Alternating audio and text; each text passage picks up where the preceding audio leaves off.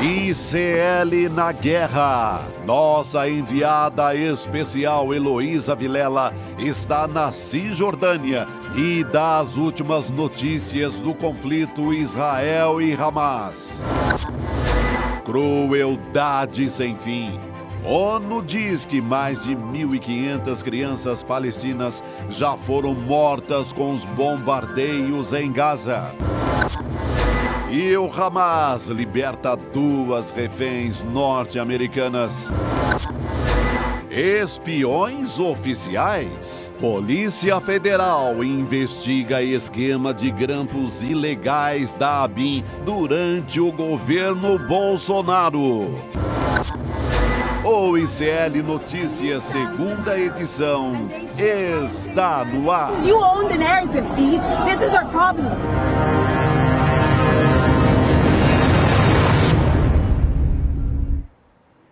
Olá, boa noite. Hoje é sexta-feira, dia 20 de outubro de 2023. ICL Notícias, segunda edição, está no ar.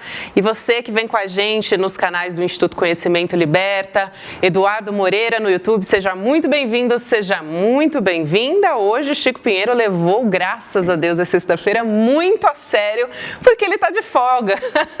Eu estou aqui na companhia de um Chico só, mas mais do que o suficiente, né? Chico Sá, grande Chico Sá. Boa noite, querido. Solidão dos Chicos aqui. E boa noite também para o nosso querido Rodrigo Viana, né, gente? Boa noite, a responsabilidade. Que luxo. Essa cadeira aqui tava quente, porque é a cadeira do Chico Pinheiro. Então eu vou tentar. Eu vou tentar fazer jus à cadeira do nosso querido Chico Pinheiro. Conheço o Chico com CH, né? O Chico Sá também conheço há uns 35 anos. Sim, colegas de redação, quando havia redação. Quando havia redação de jornal na galera. Mas vocês lembram dessa época, né? Existia jornal, nossa. Mas um abraço pro Chico, graças a Deus, é sexta-feira e ele tá de folga. Um abraço para o nosso querido Chico, demais. que está muito bem representado aqui e muito bem-vindo, né? Porque o Rodrigo Viana está com a gente pela primeira vez hoje, então, estreando no ICL Notícias, segunda edição. Muito bom ter você com a gente. O cara tá bem na camisa do time do... Se tá. Vamos falar sobre o que vai ter hoje, gente. Ao longo do programa, a gente vai falar, claro, sobre a guerra entre Israel, Hamas e também os palestinos. A Heloísa Vilela, nossa correspondente querida, está em Jerusalém e vai tratar sobre tudo que ela viu durante o dia, muita apuração, muita reportagem in loco com a Elo. Também a gente vai ter, ao longo do programa, o professor Michel German conversando com a gente para destrinchar e atualizar todas essas informações com muita análise. E também a gente vai falar sobre Brasil com o deputado pastor Henrique Vieira, também grande convidado aqui hoje ao longo do programa. A gente também deve falar sobre a investigação, mais uma vez, daquele foguete que deixou um hospital, né, em chamas, que bombardeou um hospital. Mais uma investigação, parece que agora uma investigação mostrando de que partiu de Israel. Há mais, então, mais uma vertente, vamos dizer assim, dessa investigação. Mas uma peça importante, né? Porque isso a gente vai somando ali. Veio a matéria foi importantíssima, né? Bem técnica e tal. E esse é mais um dado importante que vai somando. Agora um estudo de uma universidade inglesa, né? A gente vai falar daqui a pouquinho sobre isso.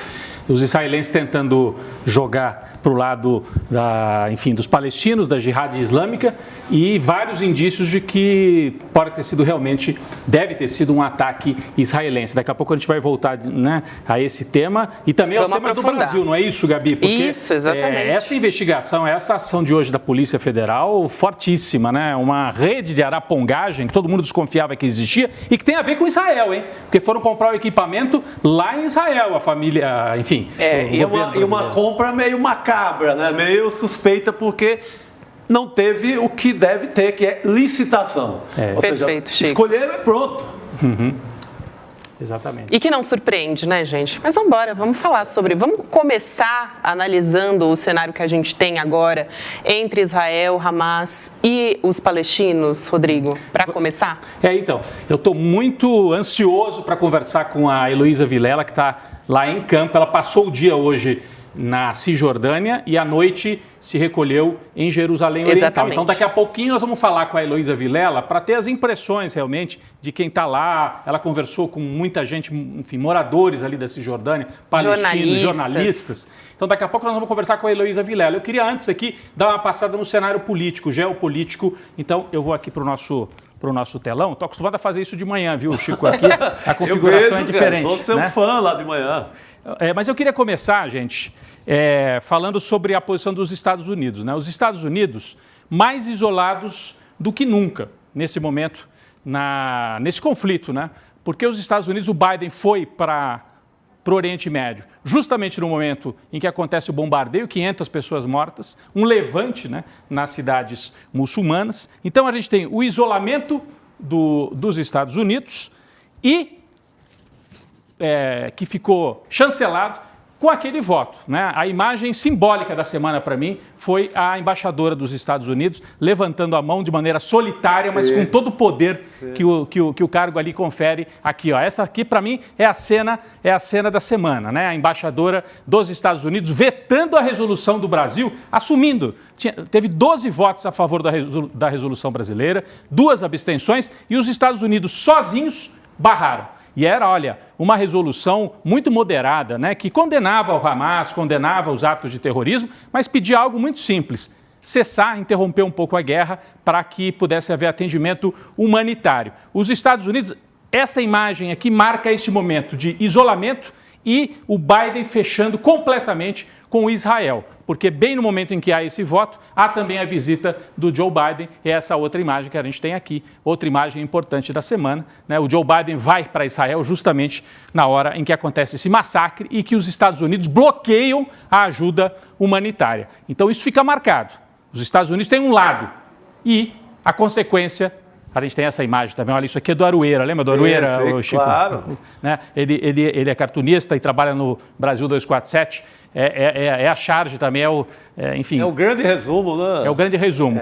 Escorre sangue da mão dos 2 líderes de Israel e dos Estados Unidos. Mas tem muita gente passando pano ali no sangue, né? Tem alguns, especialmente aqui na imprensa brasileira, também lá na imprensa nos Estados Unidos. Aliás, eu vi aqui na nossa abertura, aparece rapidinho uma moça que está ali na fronteira do Egito com o Gaza e ela interpela uma equipe da CNN falando assim: vocês têm o controle da narrativa, né? Será que os Estados Unidos estão com controle total da narrativa? Porque minha impressão é que a rua está mudando. Acho que quebrou, viu? Quebrou. A rua está virando. E a gente percebe isso pela movimentação nas ruas, tanto do Ocidente, mas principalmente do mundo islâmico, né? A gente tem muitas imagens aqui de hoje, várias imagens das rebeliões populares que estão acontecendo em vários países aqui do Oriente, lá do Oriente Médio, né? Você tem, vamos ver se roda aqui, ó, pela ordem. Essa aqui é do Paquistão, muita gente na rua com as bandeiras da Palestina. É uma espécie de um levante realmente popular, demonstrando o apoio à criação do Estado palestino e stop, né? Parem com o genocídio dos muçulmanos. Parem de matar os muçulmanos. Isso é muito forte. No Egito, pelo que eu vi durante o dia nas redes, a manifestação mais forte foi do Egito, que é o país que está ali colado, né? Que está ali na fronteira. Muita gente.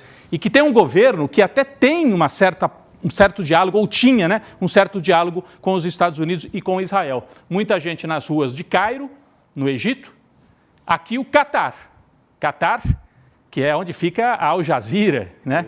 É a sede da televisão Al Jazeera, um país riquíssimo e muita gente na rua. E aqui o Iêmen, também com manifestações massivas, é um levante das ruas. E isso aprofunda o isolamento dos Estados Unidos. O Biden, quando foi para o Oriente Médio, pretendia também se encontrar com os líderes árabes. Ninguém quis encontrar com ele. Ele ficou com aperto de mão solitário com o Netanyahu. Então, você tem... isso aqui, ó, é o símbolo do que aconteceu esta semana. Bom, do ponto de vista político, geopolítico, é isso, um deslocamento. O mundo árabe, uma parte do mundo árabe, do mundo islâmico em geral, porque nem todo muçulmano é árabe, né? Os turcos são muçulmanos e não são árabes, são turcos, né? Que é outra coisa. Mas há um deslocamento. Então, uma parte desses países que até tinha diálogo com os Estados Unidos está indo para o outro lado. Essa é a leitura política. Do ponto de vista militar, o que a gente observa é que o Hamas, na faixa de Gaza, está cercado. não tem como ganhar militarmente e não tem como ganhar de Israel. O poderio de Israel é muitas e muitas e muitas vezes maior do que do Hamas. Então, do ponto de vista militar, não tem como o Hamas ganhar. Mas a minha pergunta é, do ponto de vista político, tem como Israel ganhar, sair vencedor desse quadro em que nós estamos? Né? Porque a imagem de massacre, de covardia, de abuso do poder está crescendo nas capitais europeias, nos Estados Unidos, manifestações inclusive de grupos de judeus nos Estados Unidos, e não são judeus ortodoxos, não, judeus liberais, progressistas, dizendo, parem, chega de guerra. Então, a gente tem, nesse momento, Israel numa situação difícil politicamente, tem o apoio dos Estados Unidos e militarmente não tem dúvida que eles têm muito mais força. E a extrema-direita israelense, mesmo se sentindo isolada, dobra a aposta. Uma notícia importantíssima que a gente teve de hoje. O governo do Netanyahu tomou a decisão, baixou uma norma e tomou a decisão que permite fechar, expulsar de Israel televisões ou meios de comunicação que, no entendimento de Israel, atrapalhem o esforço de guerra israelense. E o recado é para quem? Para Al Jazeera. A Al Jazeera é que contestou a versão israelense, né? A Gabi e o Chico acabaram de falar que a Al Jazeera foi a primeira, né? A fazer a contestação, né, Chico? Então tem um papel importante ali, não é isso? Exatamente. Não, acho que com aquela matéria investigativa deles, eles abrem ali as porteiras para... Opa, não foi bem assim. Então, já vem esse estudo da Universidade Inglesa, né? Então, acho que a partir de agora a tendência é de ter muitas respostas a essa história. O que eu achei incrível é que nessa história do Al Jazeera, a defesa de Israel estava usando imagens da própria Al Jazeera. E eles falaram, ok, vocês estão usando as nossas imagens, a gente vai fazer uma comparação aqui de diversos ângulos, e aí eles chegaram... não numa conclusão, mas chegaram num ponto de vista de investigação jornalística ali, de que não partiu de dentro da faixa de Gaza. Exatamente. E aí eu acho, assim, é muito grave isso, né? Israel, porque o discurso todo do Ocidente e dos Estados Unidos Israel é a única democracia cercada por regimes autoritários, e aquela imagem de que são civilizados contra os bárbaros. Aí vem Israel e adota uma posição de... A gente vai expulsar jornalista que não seguia a nossa linha. Isso vale para Al Jazeera, mas é um recado para os outros também. E mostra o grau de violência e de autoritarismo do governo israelense. O Netanyahu, que é um veterano da direita israelense, ele está cercado nesse governo de extremistas religiosos e de extremistas que distribuem armas para os colonos israelenses, numa espécie assim de... liberação, está autorizado matar palestino. Esse é o governo de Israel. Por isso não dá para dizer que é a batalha da civilização contra a barbárie. Barbárie, se existe, está dos dois lados da fronteira. Então, a narrativa dos Estados Unidos, da mídia convencional dos Estados Unidos, que tenta chancelar isso, olha, os bárbaros entraram lá e mataram bebês e famílias, mataram. Foi um gesto e um ato de barbárie e de terrorismo. Mas o que Israel faz? Isso aqui, olha essas imagens, gente. Isso aqui parece imagem que a gente assiste, que a gente via fotografia PB da época da Segunda Guerra Mundial. Em uma semana, o que fizeram em Gaza é terrível, né, E essas Gabi? imagens já são impressionantes. Quando a gente vai olhar, por exemplo, fotojornalistas que estão cobrindo o dia a dia, é aterrorizante, nas redes sociais. Você vê crianças, mulheres... toda a população de Gaza, as imagens, assim, eu até estou evitando realmente assistir esses vídeos na internet, porque elas são muito fortes, muito fortes. Né? Não tem como assistir e não ficar despedaçado. Pois é. E aí, no meu ponto de vista, é uma extrema-direita que não tem limite, que a hora que ela é pressionada, ela dobra a aposta e fala, e nós vamos mesmo, e vamos tirar de lá a população palestina. É uma extrema-direita em Israel, que tem o apoio dos Estados Unidos, né? Então ela se sente... Bom, eu tenho costas quentes, eu vou até o fim nisso aqui. O presidente Biden, depois de fazer a visita a Tel Aviv, volta para os Estados Unidos e a gente tem imagens, até o Biden depois faz um pronunciamento para o povo e para os parlamentares lá nos Estados Unidos, dizendo que precisa de dinheiro. Aqui, foi esse pronunciamento. Preciso de dinheiro para 2 guerras. Eu agora tenho 2 guerras. Né, Chico? E ele fala, eu preciso de dinheiro, ele está pedindo dinheiro para o Congresso. Agora, é um momento de fragilidade política, porque os Estados Unidos não tem nem presidente da Câmara dos Representantes, né? Nem um mísero Arthur Lira eles têm. Eles não conseguem eleger o Arthur Lira deles, não é isso? Exatamente. Então, o Biden fez esse pronunciamento pedindo dinheiro e fez questão de citar a Ucrânia também, Gabi, porque ele quis mandar o recado. É a guerra de Israel, mas não esquecemos ainda da guerra da Ucrânia. Esse é o cenário nos Estados Unidos e sinais, né, por todos os lados, de uma extrema-direita que dobra a aposta, uma extrema-direita que topa a guerra, topa a destruição e que não é aquela direita tradicional que rosna, mas depois recua. A gente tem todos os sinais de que é uma extrema-direita é uma direita de outro tipo, extremista. É o Bolsonaro assim, o bolsonarismo.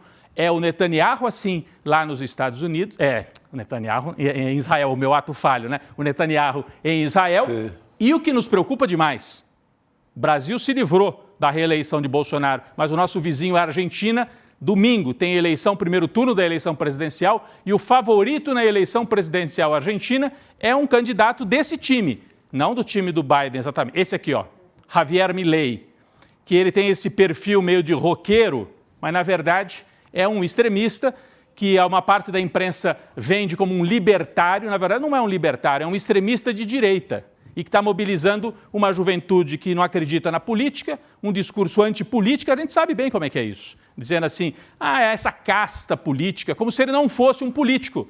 E o que ele é? Um político que finge não ser. A gente já conhece isso aqui. O Collor ganhou a eleição assim aqui no Brasil, o Bolsonaro ganhou a eleição assim. Todo candidato que faz de conta que não é político para ganhar a eleição termina em tragédia. Ele está em primeiro lugar nas pesquisas lá na Argentina. De 10 pesquisas, em 9 ele está em primeiro lugar. Tem uma pesquisa só que tem o Sérgio Massa, que é o candidato peronista, que aparece um pouco na frente. Você tem 3 candidatos ali, né? O Milei, olha que figura. E ele fala palavrão, e ele xinga o tempo todo, e a juventude acha graça, né? Uma parte dos eleitores. Eu jamais imaginava que a Argentina ia passar por isso. Assim. O Brasil é um cenário que cabe um cara desse. Tanto que coube o Bolsonaro perfeitamente. Então, mas a Argentina, por conta da formação política, toda aquela história, mas foi para o espaço. Né? Foi para o vinagre. Foi para o vinagre. Então está aqui, ó, o Javier Milei, domingo, primeiro turno. Só para deixar claro, né? Na Argentina não precisa ter 50% mais um como aqui no Brasil. Se tiver 45% no primeiro turno, ganha. Ou se tiver 40% e o segundo tiver 10 pontos abaixo, ou seja, abaixo de 30, também leva. Então, se o Milei tiver 40 e o segundo colocado 30 ou 29,5, ele já se elege no primeiro turno. Tudo leva a crer que não, que vai para um segundo turno, provavelmente esse candidato, Javier Milei, que tem o apoio do bolsonarismo, e o filho do Bolsonaro está dizendo que vai para lá no dia para ficar no bunker lá, no bunker de campanha deles. Então, é para mostrar que essa extrema-direita está conectada no mundo, né? A extrema-direita israelense, brasileira e também argentina. Olha aí. Presença ilustre. Do Bolsonaro, né? O Milei, esse aqui, eu não sei quem que é. É o chileno esse aqui? É o que foi candidato no Chile, o Cast, se não me engano. Sim. Não tenho certeza, mas enfim. E o Eduardo Bolsonaro está anunciando que estará lá ao lado do Milei no domingo. É para a gente ficar muito atento nesse fim de semana. Né? Meu Deus do céu. É isso. Juízo, argentinos. Juízo. E lembrando também que o Eduardo Bolsonaro é um dos grandes responsáveis ali da família Bolsonaro por fazer essas ligações, né, com diversos líderes de extrema-direita ao redor do mundo, né? Fez aqui na América Latina, foi para os Estados Unidos, quer dizer, ele realmente é o articulador dessa história.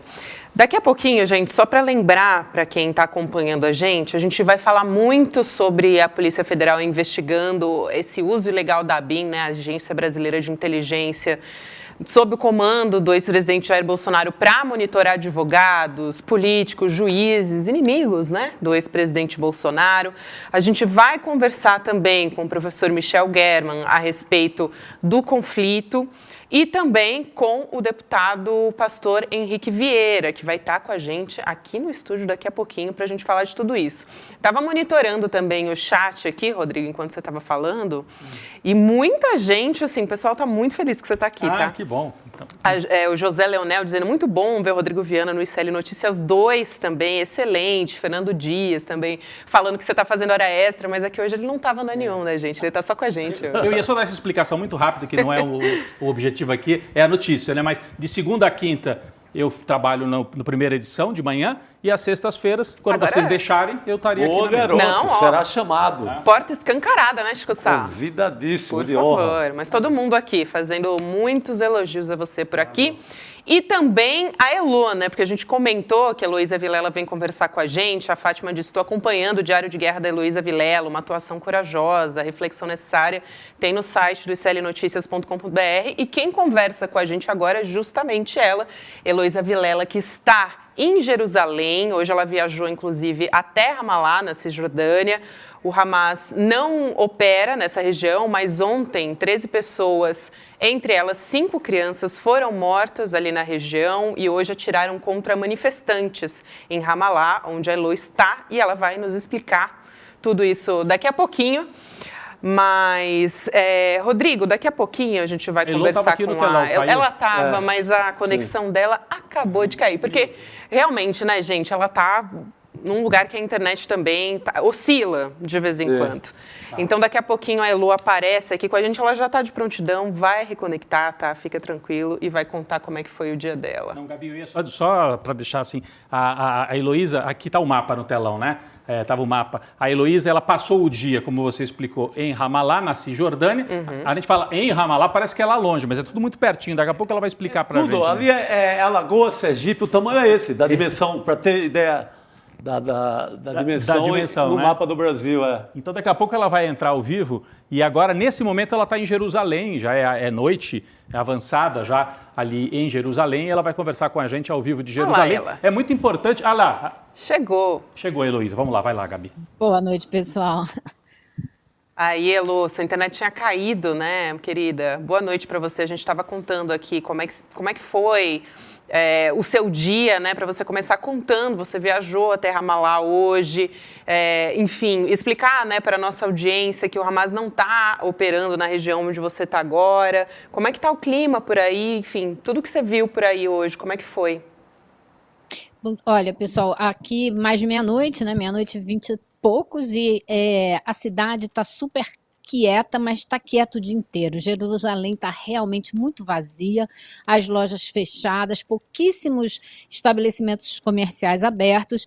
E eu fui para Ramallah, que é do outro lado da fronteira. A gente passa por uma cidade já na faixa de Gaza, que é assim, um cenário bem diferente do cenário de Jerusalém e também de Ramallah. Tenho que dizer para vocês que me surpreendi muito favoravelmente com a cidade de Ramallah, uma cidade pequena, porém muito acolhedora, as pessoas muito simpáticas. Agora todo mundo super tenso, super preocupado, uma vida dificílima, que já era difícil antes de começar essa ação militar de Israel sobre Gaza. Agora ficou ainda pior, porque o cerco a essas cidades da Cisjordânia aumenta. Por exemplo, na noite de ontem, várias pessoas com quem eu conversei passaram boa parte da madrugada acordadas, porque os militares israelenses entram na cidade de Ramallah no meio da noite.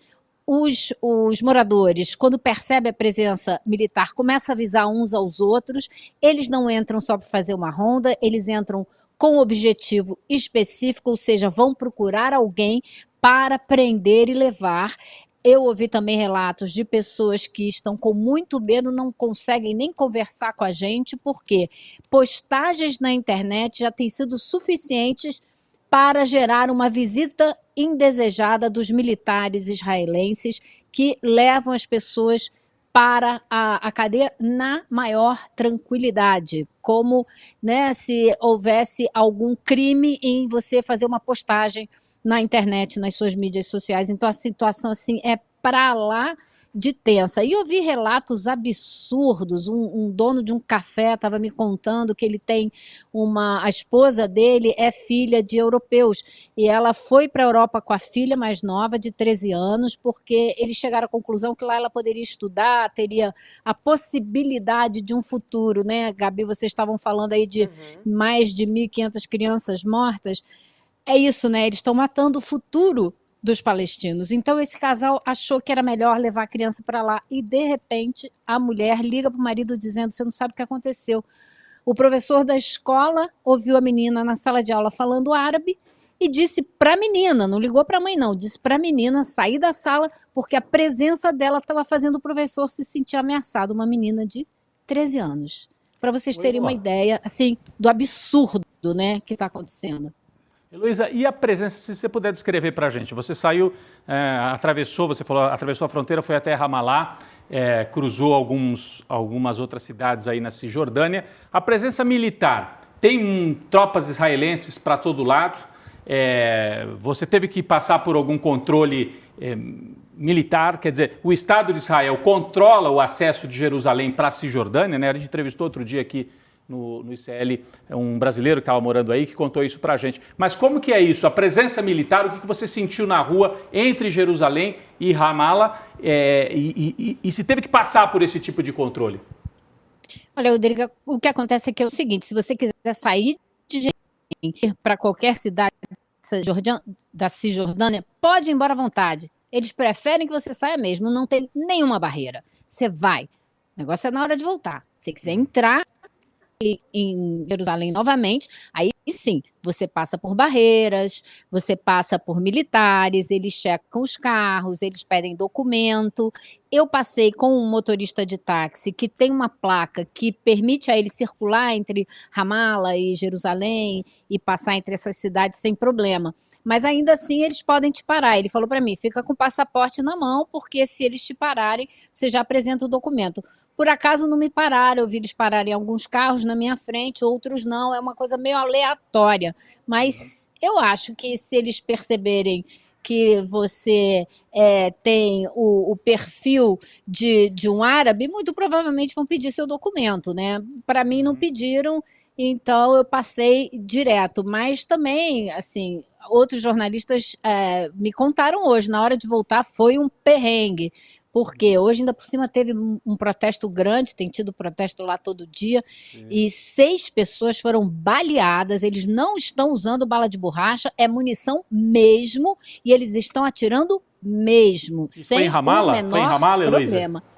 Foi em Ramallah, o protesto não é dentro do centro de Ramallah, é Beit El, que é aqui, do ladinho de Ramallah, mas é o lugar dos protestos, tem protesto lá todo dia por volta das 5 horas da tarde. E hoje, claro, depois que terminou a oração, né, porque hoje é um dia importante de oração nas mesquitas, de 12h30 a 1h30 da tarde, e quando estava para terminar, eu já vi na pracinha central de Ramallah o pessoal chegando, começando a se reunir ali para ir para a passeata, para ir para o protesto, e eles vão para o protesto sabendo que vai ter tiro, porque agora o exército tá assim, realmente não tá de brincadeira. Ô, Elo, você falou da possibilidade dessas prisões, né, que tem acontecido, inclusive por manifestações e internet. Esse pessoal que é preso, ele é enviado para onde? Para Gaza, como a polícia de Israel tem veiculado? Esses presos da Cisjordânia, né, Isso foi uma notícia que saiu hoje, que eles aparentemente querem enviar quem fizer protestos contra a guerra para a Cisjordânia.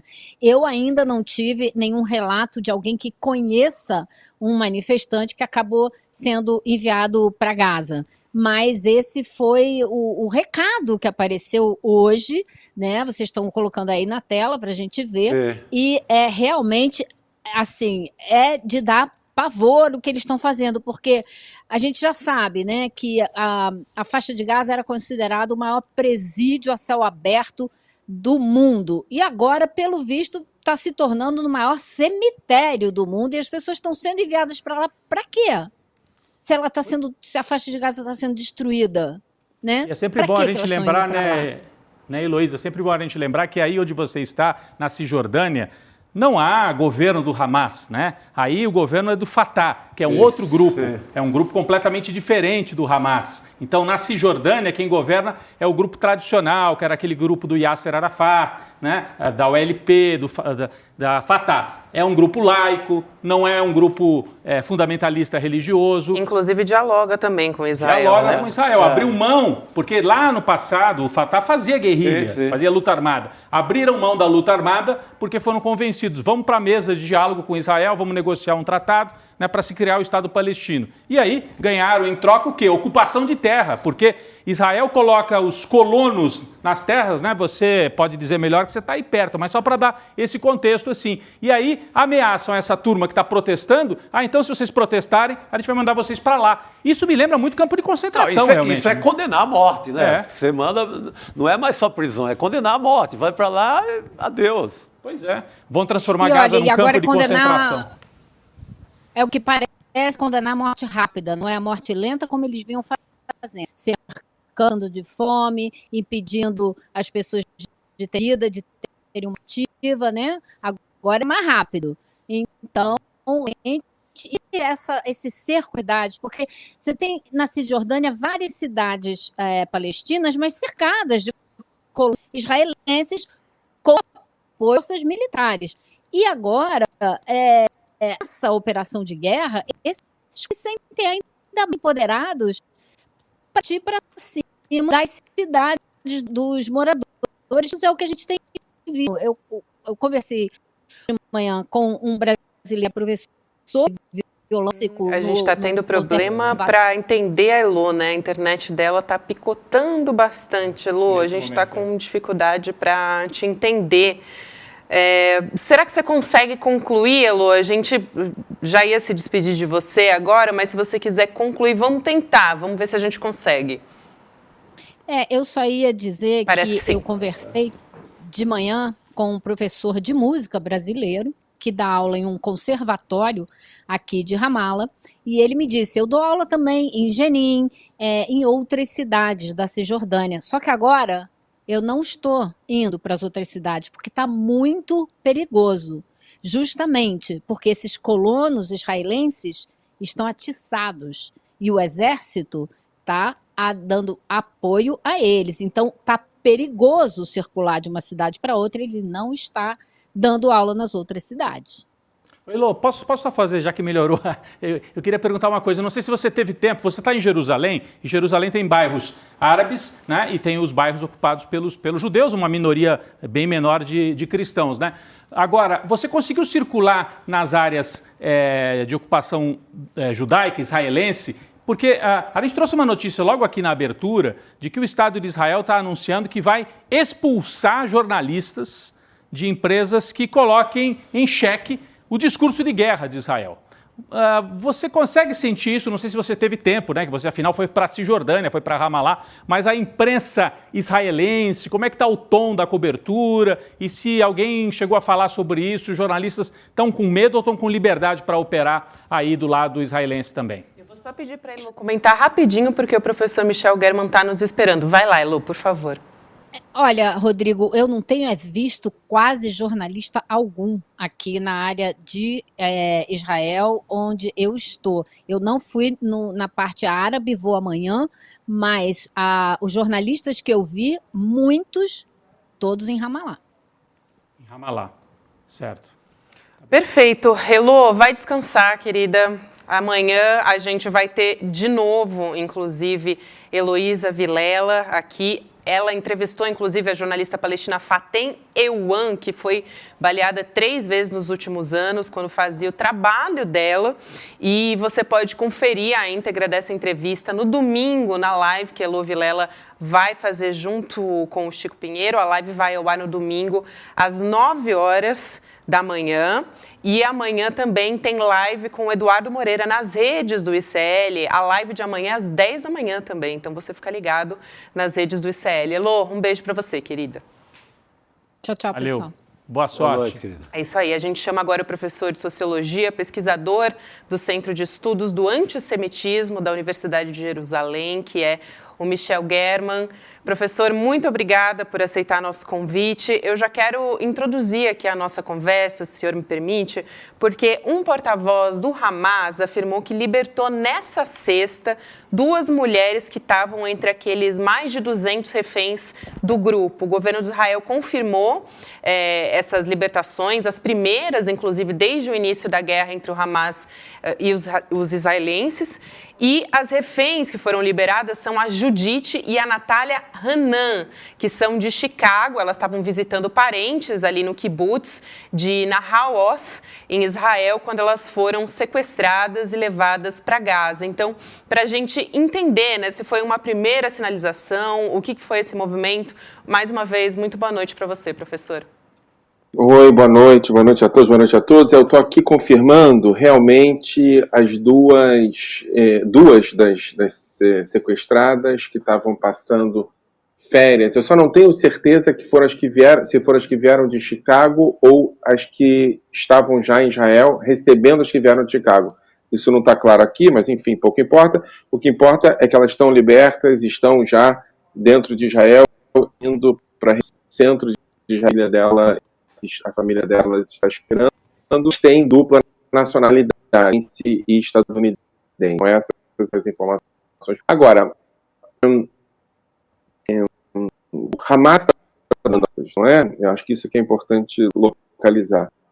O Hamas está com um número de dados e a gente está calculando 200, a grande A gente está com dificuldade de entender o seu áudio, professor. Acho que a sua internet talvez esteja oscilando um pouquinho. Eu vou pedir só para você conversar com a produção para fazer esse ajuste. Não sei se é a internet ou se é o áudio, a gente já retoma essa conversa. Eu queria, de qualquer forma, né, vamos falar a respeito disso. Porque eu acho que é importante o lado humanitário, né, 2 pessoas que estavam lá, que eram reféns, vão conseguir voltar para casa, então é um alívio para 2, né? Mas há mais de 100. Agora, o que eu queria entender do... 203 pessoas reféns. Na minha cabeça ainda eram 150, o número cresceu e passou de 200. Mas eu queria compreender, e o professor acho que ia nos ajudar, né, Chico, a estratégia do Hamas. Por que nesse momento, a gente acabou de falar aqui, que os Estados Unidos foram para o Oriente Médio, deram uma demonstração de estarem fechados com o Netanyahu, aí vem o Hamas e oferece aqui, tem 2 aqui para vocês, né?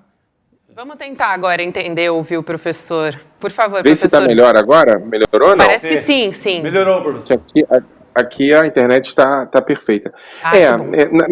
Na verdade, eu acho que aqui começa uma jogada do Hamas, né, em relação justamente ao Biden, né? E aqui é importante, quer dizer, eu ainda não... a gente está vendo... eu vou usar o termo que o presidente Lula utilizou para falar sobre o bombardeio de Israel na faixa de Gaza. É um bombardeio insano e me parece que a gente ainda não tem uma estratégia efetiva para esse bombardeio. Acho que essa que é a questão fundamental. O que Israel efetivamente quer, a não ser grandes palavras como destruir o governo do Hamas. Então, essa é a primeira questão. Sobre o ataque de Hamas no dia 7 de outubro, eu ainda não descobri um nome para descrever, porque não é exatamente um ataque de terror, né? É um pouco mais do que isso. É um ataque que é localizado em lugares efetivamente civis, e os sequestrados são, em grande maioria, quer dizer, calcula-se que cerca de 20 são militares, mas os 183 restantes, eles não só são civis, como são civis, a maioria mulheres, muitas crianças, e crianças com deficiência. Então tem alguns elementos aqui que transformam esse ataque em outra coisa que eu ainda não tenho um nome para descrever. E aí esse início dessa libertação tem a ver com 2 questões. A primeira questão é uma resposta a Biden, não só uma resposta a Biden ao apoio que Biden deu para os Estados Unidos, mas a construção que Biden está fazendo de que o Hamas é um segundo Daesh, né? O Daesh, o Estado Islâmico, que produziu uma imagem de barbárie, né? E aí, nesse sentido, o ataque do dia 7 de outubro foi um ataque de barbárie, né? E esse ataque de barbárie produziu a ideia de uma coalizão ocidental contra o novo Daesh, que é o Hamas. Quando o Hamas começa a libertar, ele tem 2 objetivos. O primeiro objetivo é o objetivo de diálogo e marketing com o Ocidente, dizendo que eles não são Daesh. E o segundo objetivo, mais pragmático, o objetivo de adiar a entrada terrestre de Israel até que haja um consenso internacional de que não vale a pena que Israel entre por terra em Gaza. Eu acho que são essas 2 questões fundamentais. Ou seja, uma libertação talvez, quer dizer, eles soltam 2 mulheres, dos Estados Unidos. Então tem a ver com o primeiro ponto que o senhor trouxe, né, professor? É um sinal para os Estados Unidos. E ao mesmo tempo eles mostram, olha, não invadam, que a gente pode ir soltando aos poucos, né? E com isso eles vão ganhando tempo para tentar criar um clima. A gente está vendo, né, o clima como é que está nas ruas dos países islâmicos em geral, né? Está um clima de muita mobilização. Então, o senhor acha que eles já foram para a operação do dia 7, para o ataque do dia 7, com esse intuito de trazer o maior número possível de reféns? Quer dizer, o objetivo final da operação era esse, trazer os reféns para ter essa possibilidade de controlar o tempo, de talvez, né, manobrar o tempo? Eu acho que tinham 3 objetivos na operação do dia 7, que, de novo, eu tenho ainda dificuldade de descobrir uma palavra que eu acho que é importante isso.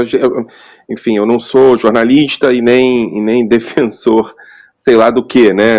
Eu sei que vocês têm tido contato com muitos militantes de ambos os lados. Então, para mim, é difícil, às vezes, no calor do que está acontecendo, entender o que eu quero dizer quando eu digo alguma coisa. Então, eu ainda não sei qual é a palavra para o que aconteceu no dia 7. Mas operação é uma palavra pequena para o que aconteceu. Mas vamos supor que seja uma operação. Eu acho que as estratégias eram 3, basicamente. A primeira delas era a entrada em população civil de Israel, né? E aí, a população civil de Israel localizando a noção de que não há civis ou militares, de que todos os israelenses são alvo. Essa é a primeira questão. A segunda questão é mais estratégica, mais regional, dá uma sinalização de poder e de força para os países da região e também para a população palestina interna, ou seja, se recolocar num lugar que é um lugar que o Hamas tinha, que era um lugar muito ruim, que era um lugar de uma milícia localizada numa região que estava administrando somente aquela região. Ele deu uma demonstração de força para o mundo árabe, para o mundo islâmico e para os palestinos. E o terceiro elemento, eu acho que é preparar-se para a reação. E preparar-se para a reação, a gente ainda não sabe o que significa isso no território palestino, mas eu acho que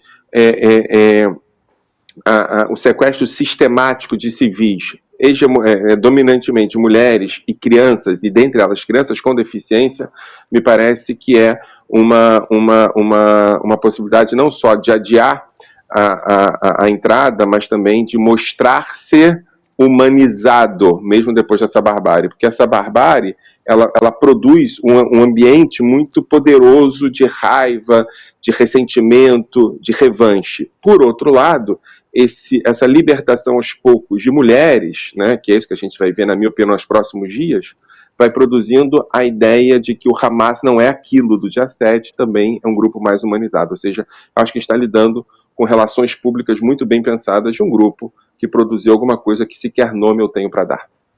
Professor, e hoje, né, mais de 50 países se uniram para pedir a convocação de uma reunião de emergência da Assembleia Geral da ONU. Notícia muito importante, objetivo de mobilizar o apoio político para a proteção do povo palestino, né, diante desses ataques de Israel contra Gaza.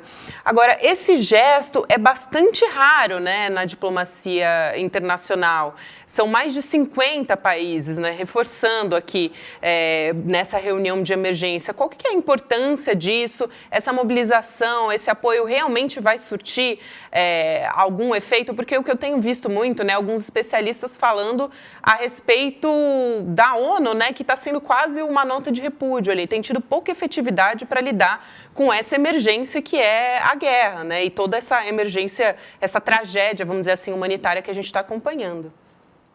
A ONU enfim, a ONU você tem uma importância enorme, que é a Assembleia Geral, mas a Assembleia Geral é a produção de opinião pública, né? As decisões efetivas da ONU se dão nos conselhos, os vários conselhos e as várias grupos de trabalho que a ONU tem, e nesse sentido o conselho mais importante para definir políticas efetivas é o Conselho de Segurança, né? Mas o que acontece com essa reunião de 50 países, isso pode acabar influenciando sim o Conselho de Segurança. Eu tenho dito, eu acho que isso é importante repetir, porque eu acho que ainda não falei sobre isso aqui no ICL, que há uma perspectiva de 2 opções aqui. A primeira opção é que a gente entre numa degeneração, num círculo de ódio que a gente não vê há muito tempo na política mundial, né? A ideia de uma expansão do conflito, a entrada de grupos fundamentalistas islâmicos como Hezbollah e de países com interesses regionais específicos, e de dominação como o Irã, o fortalecimento de grupos que são grupos de terror de alta periculosidade como o Hamas, e do fortalecimento da extrema-direita em Israel e no mundo todo com a perspectiva de diálogo dos extremos. Essa é uma perspectiva, né? Eu acho que ela está na mesa. A segunda perspectiva é que essa loucura produzida por um diálogo de quase 14 anos entre dois grupos, que são grupos dos extremos políticos, né, Hamas e o governo Bibi Netanyahu. Hamas utilizou-se do governo Bibi Netanyahu como uma espécie de seguro para a sua manutenção do poder, e Bibi Netanyahu se utilizou do Hamas durante esses 14 anos para manter uma relação de não criação do Estado palestino, ou seja, há aqui um diálogo macabro entre dois grupos, né? Eu acho que o que está aparecendo diante de nós é que esse diálogo macabro, né? Quase falei a palavra diabo, mas esse diálogo macabro é um diálogo que está produzindo massacres, está produzindo morte, está produzindo barbárie, né? E a alternativa a isso pode ser que surja diante dos nossos olhos, né? A gente está vendo, depois eu quero falar um pouco sobre a Cisjordânia, mas a gente está vendo que o que acontece na Cisjordânia não é um apoio imediato ao Hamas, né? A OLP, a Fatah e a Autoridade Nacional Palestina olham para o que acontece em Gaza com muita preocupação, e você tem um fortalecimento muito importante de setores progressistas e de esquerda dentro de Israel, né? A opinião pública dá como necessidade de demissão imediata do Bibi Netanyahu para mais de 50% da população, e a ideia de que Bibi Netanyahu não pode, em médio prazo, continuar primeiro-ministro com 86% da população. Então a gente tem concretamente uma possibilidade de produzir efetivamente um acordo depois que essa barbárie, essa loucura toda passar. Como é que a gente pode fazer isso? A gente pode fazer isso a partir da ideia de que esses grupos que estão fora dessa dança macabra entre Hamas e a extrema-direita israelense sejam grupos relevantes. E aí, nesse sentido, no sentido da política, até porque a gente sabe que não há solução fora da política nesse caso, essa reunião de 50 países pedindo uma reunião especial do Conselho da Assembleia Geral da ONU pode ser uma questão importante. Mas sempre a médio prazo, entendendo desdobramentos a partir daí. A gente tem imagens na tela agora, enquanto o professor German falava, justamente imagens da Cisjordânia. Ele disse que queria falar da Cisjordânia, e a gente agora há pouco, né, Chico, conversava com a Heloísa Vilela, que, né, hoje a nossa correspondente Heloísa Vilela está lá e circulou pela Cisjordânia, professor German. Então a gente queria te ouvir, porque justamente a Cisjordânia não tem Hamas, pelo menos não tem no governo, né? Mas a Elo relatou assim, que há um aperto, né, de Israel, não, um aperto ali em relação à população, começando a censurar manifestações na internet, algumas prisões acontecendo na Cisjordânia. Então, como é que o senhor tem visto isso? Em Israel também. Sim. Em Israel também, Chico. É importante notar que essa lei que proíbe supostas opiniões a favor do Hamas, que na verdade são opiniões contra a guerra e a favor de uma solução de diálogo, estão sendo censuradas também dentro de Israel. O que eu acho é o seguinte, eu acho que não dá para a gente imaginar que esse governo com Ben-Gvir como ministro da Segurança Interna, Smotrich como ministro da Economia e Bibi Netanyahu como primeiro-ministro, deixou de ser um governo com projetos autoritários, né? Ele continua sendo o mesmo governo de antes do dia 7. Israel foi vítima de uma barbárie que, de novo, eu não consigo ainda localizar o nome para dizer o que aconteceu, porque eu acho que a ideia de ato de terror é uma ideia muito viciada. Quando a gente fala sobre ato de terror, a gente tende a diminuir, tende a pensar em uso político do terror. O que aconteceu foi uma barbárie talvez sem precedentes em termos de ataque deliberado à população civil, né? E depois disso a gente teve a continuação da invasão de Gaza, uma invasão insana e, ao meu ver, sem estratégia. Agora, no meio desse caminho, o governo continua sendo governo, né?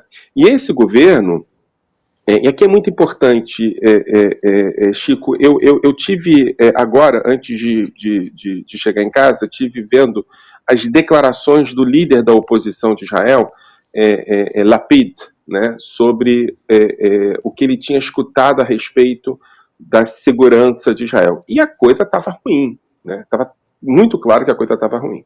Então, assim, na melhor das hipóteses, o que o governo de extrema-direita produziu foi inépcia, foi falta de capacidade de responder.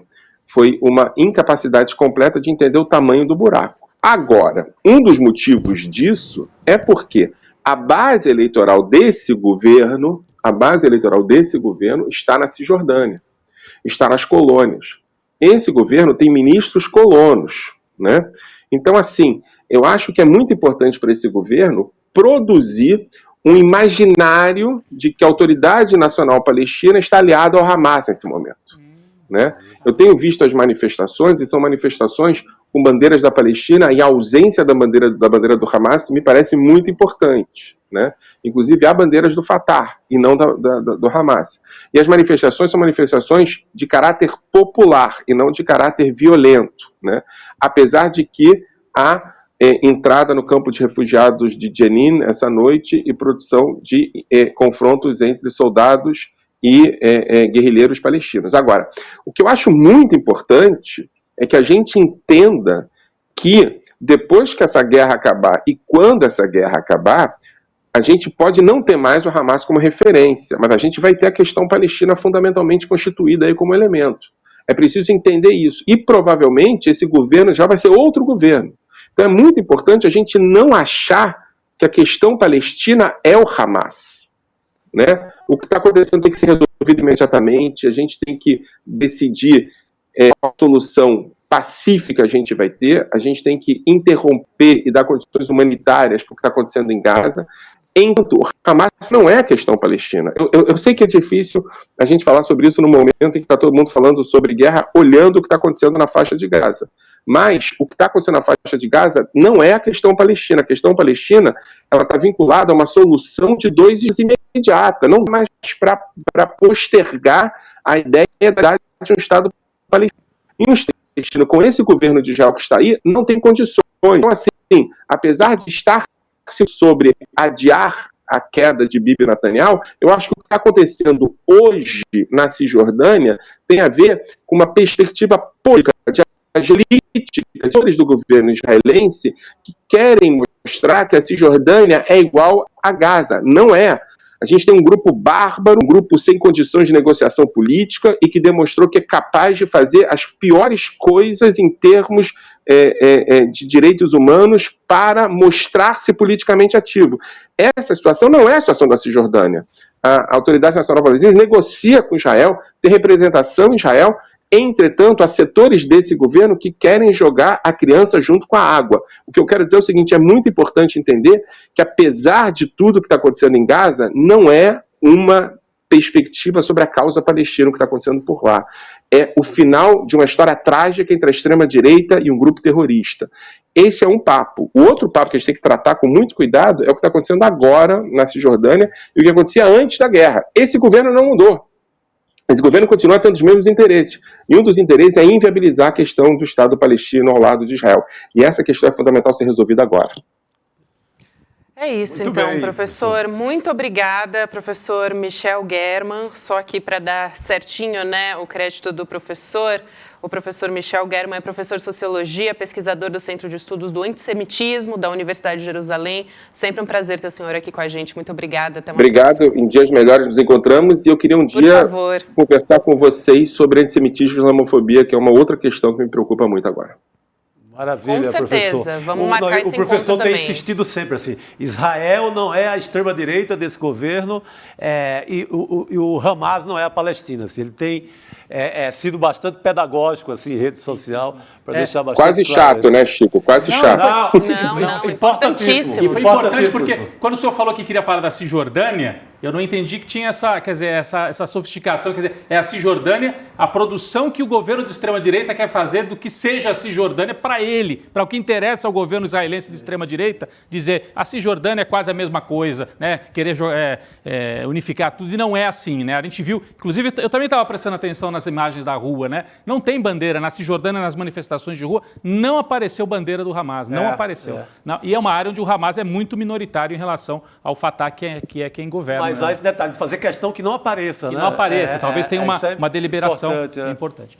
Bom, é isso, Gabi.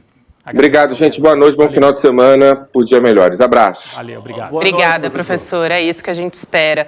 Vamos trazer um pouco aqui a nossa discussão para o Brasil, porque a gente tem coisas bastante graves também, né? Uma operação da Polícia Federal, adiantei esse assunto mais cedo, prendeu hoje 2 agentes da ABIN, Agência Brasileira de Inteligência, e realizou 25 mandados de busca e apreensão.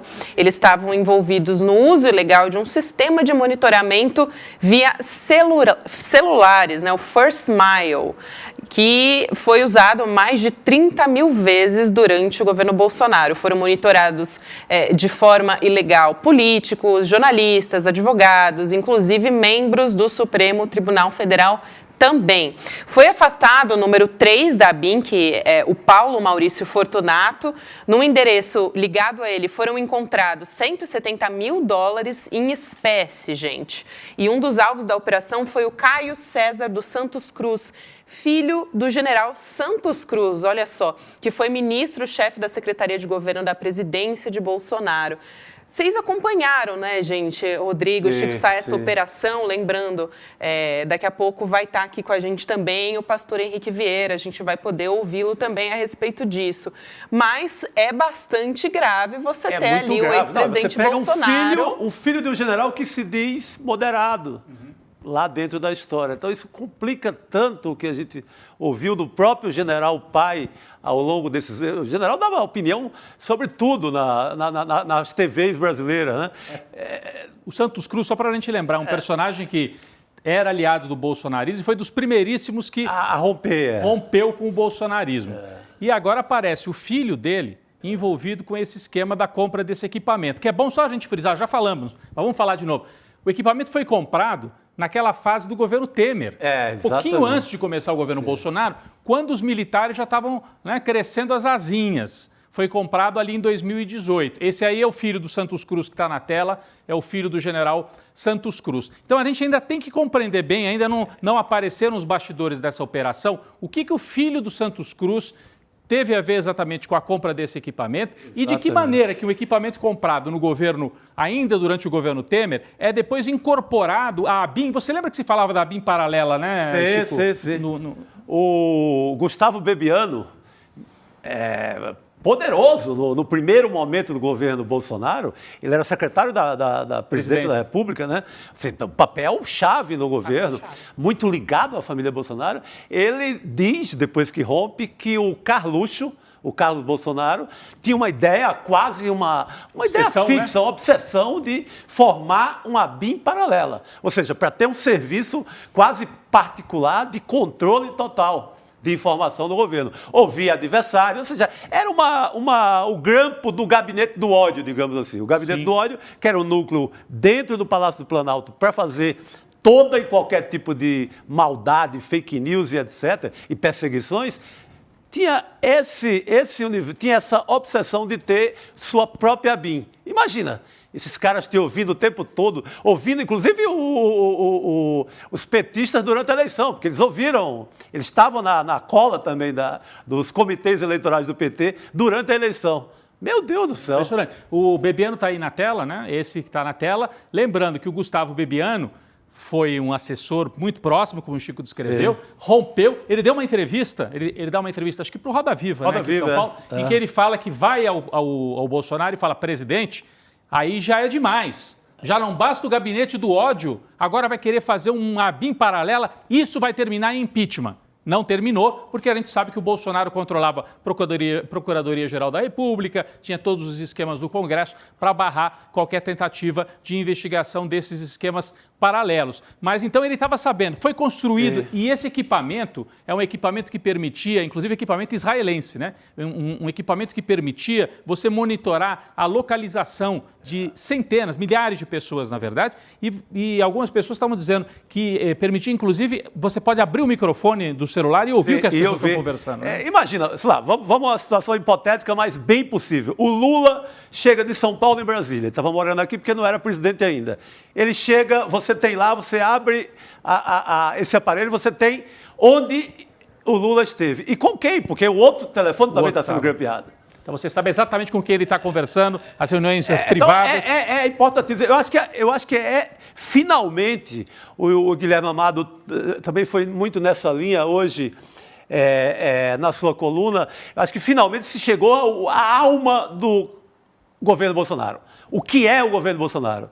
Que é aquela coisa com todas as características de uma ditadura. Nesse sentido, nas escutas, nas perseguições. Eu acho que a gente chegou na coisa mais grave do bolsonarismo. Tá, teve a roubalheira das joias, um bocado de roubalheira, coisa sem licitação, patifaria sem fim. Mas eu acho que agora, teve o golpismo, claro, com essa história da ABIN, eu acho que a gente está ali na alma do bolsonarismo, finalmente. Eu acho que é a parte mais perigosa, eu acho que é a parte que mais vai implicar para o Bolsonaro, se é que precisa mais, né? Mas eu acho que chegou no o que foi o governo Bolsonaro. Isso. Um arapuca meio com cheiro de ditadura, por aí. Não, e essa turma do Bolsonaro, né, Gabi, o general Heleno era ajudante de ordens do Silvio Frota, na época da ditadura. Sim. Quem era o Silvio Frota? O Silvio Frota era a ala mais extremista dentro dos extremistas lá da ditadura. Bem lembrado, Rodrigo. Quando o Geisel quis fazer a abertura, né, para terminar a ditadura e voltar à democracia, tinha uma ala que não queria, que era a ala do Silvio Frota. E o Heleno era dessa turma. Então, e o Bolsonaro era dessa turma. Lembrado, então isso aí é o baixo escalão da ditadura que trabalhava na arapongagem, a turma do SNI, a turma que explodia a bomba em 1º de maio. Lembram do Rio Centro, né? Os mais antigos vão lembrar. Eu acho que a gente fala Araponga hoje, a nossa geração. Talvez a meninada mais jovem não saiba. Araponga é uma ave ali, né? Que era o apelido dos agentes, desses caras que faziam essa bandalheira nos porões ali, que ficava colocando grampo, às vezes até no poste da rua, aqui em São Paulo, da Telesp. É verdade. O Araponga ia lá, subia, assim, qual uma ave subia lá e pá, arapongava o jornalista. Era na base do fio, naquela época era no fio, né? O cara fazia... Pra quem não sabe também quem é Telesp, foi serviço de telefonia, já que a gente está falando de juventude aqui, né? Comunicações de São Paulo, era a empresa antes da privatização. Depois veio a Telefônica. Agora, sabe uma coisa que eu queria trazer aqui na roda para comentar? Esse montante que foi encontrado, né, na casa do diretor Paulo Maurício Fortunato Pinto, porque ele é o número 3 na hierarquia da ABIN, quer dizer, uma posição bastante importante. Gente, 178 mil dólares, cerca de 872 mil reais na cotação atual do real. A Polícia Federal encontrou enquanto estava cumprindo esse mandado de busca e apreensão. Quer dizer... E, Gabi, você chamou bem a atenção, porque um sujeito que trabalha como fiscal, é um fiscal corrupto, aí tem dinheiro em casa. Sim. Se trabalha numa área, sabe, nessa área que faz achaque, né, fiscaliza a obra e tal, ganha propina e guarda em casa. Agora, o sujeito é da ABIN. De onde vem esse dinheiro aí? Realmente é algo muito suspeito. Ele teria como ofício lidar com informação. Informação. Né? Informação, pelo visto, não precisa de uma pasta cheia de dólar a cada segundo. Pois é. Se ele vai comprar alguma coisa para o governo, é licitação ou está errado? Então, essa pasta de dólares aí é quase 1 milhão. Quem é que tem 1 milhão de reais guardado em casa, né? E é um funcionário, não é que ele é um ex, ele estava na ativa, né? Como número 3, e estava mantido. Isso que chama atenção também, como o governo Lula está todo infiltrado, não conseguiram fazer essa limpeza até agora, já passou quase 1 ano. E não aprenderam com o que aconteceu no GSI, né? No dia 8, a gente viu que ficou a milicada toda, agora já tem mais esse outro. E se brincar, vai ser no governo inteiro, a tomar por isso. Acho que não tiveram cuidado de fazer um pente fino para valer. E aí outro ponto também importante que foi levantado, que é esse first mile, né? Ele só pode ser usado pela Polícia Federal, pela Polícia Judiciária, perdão, e pelo Ministério Público, né? Quer dizer, com ordem judicial, não é uma coisa assim para as pessoas entenderem o que a gente está falando, né? Que foram esses 30 mil usos ilegais de um sistema que foi feito por esses servidores da ABIN. E aí ocorreu esse uso irregular da ferramenta. Em março, inclusive, isso gerou questionamento interno dentro da ABIN, né? Que teve que abrir um procedimento interno para investigar o caso e agora vem à tona aí com essa operação da Polícia Federal. Vou só me corrigir, né? O pessoal da produção faz... É um detalhe, mas é um detalhe importante. O Paulo Maurício Fortunato é esse funcionário da ABIN. o dinheiro foi encontrado não exatamente na casa dele, num endereço ligado a ele. A gente tem que entender melhor o que é isso. Se é um escritório, se é de algum parente, de algum testa de ferro. Isso ainda não tá tão claro assim. Então não era exatamente... De qualquer forma, precisa ser investigado, né? Precisa ser investigado. É isso.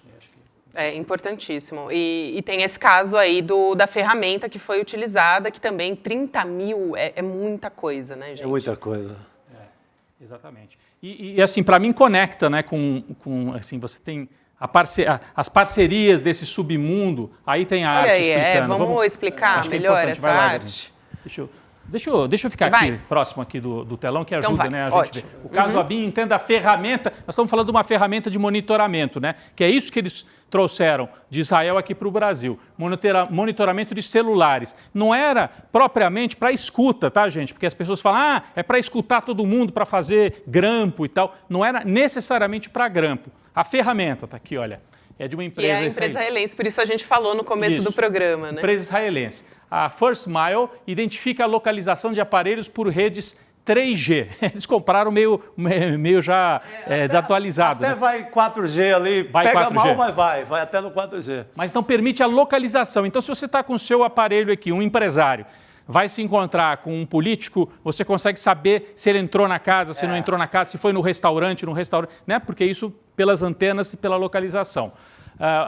Comprou a ferramenta. A ABIN adquiriu a ferramenta First Mile por 5,7 milhões de reais em 2018, portanto, no último ano do governo Temer ainda, antes da vitória do Bolsonaro. Ela foi utilizada pela ABIN durante o governo Bolsonaro até meados de 2018. Não está muito claro se depois eles continuaram ou não a utilizar partes, pelo menos, desse sistema. Aqui, como é que funcionava, né? Como é que funcionava? Bastava digitar o número de um celular no programa, então você quer saber onde está o empresário X naquele dia. Você digita o número do celular no programa. O sinal é capturado pela antena de transmissão e enviado para a ABIN. O sistema oferecia um acesso ao histórico de deslocamentos e até alertas em tempo real de movimentações de um determinado alvo. Então, se você queria acompanhar o empresário, um político, uma liderança, você colocava ele na lista de prioridades e o deslocamento dele dava um sinal, emitia um sinal sonoro e isso permitia você saber exatamente onde é que estava aquele alvo. Então, a gente tem aqui exatamente como é que funcionava o sistema importado, né, trazido de Israel. Gabi, é importante a gente olhar para isso aqui, ainda que tenha sido antes do governo Bolsonaro, mas deixar claro que isso foi utilizado bastante e que, como disse aqui o Chico Sá, a família Bolsonaro, o Carluxo em especial, tinha uma obsessão por criar esse sistema de informação. Ele, além de organizar o chamado gabinete do ódio, trabalhava o tempo todo com essa história de sistema de informações, que é um pouco da origem da família Bolsonaro, da estrutura militar que estava em torno do Bolsonaro. Está aí o Carluxo, que muita gente vê como um personagem folclórico, mas ele não é folclórico. Ele teve um papel fundamental na montagem das redes de ódio e das redes de mentira e de fake news que ajudaram a eleger o Bolsonaro em 2018. Depois não teve fôlego em 2022, porque aí enfrentou o Lula e já estava com um desgaste grande. Mas ele tem um papel central nisso. Não foi ele que comprou o sistema, mas provavelmente articulou para que ele fosse utilizado durante também o governo Bolsonaro. Esse sistema, inclusive, foi adquirido lá na época da intervenção federal da área de segurança do Rio de Janeiro, então no governo Temer, né?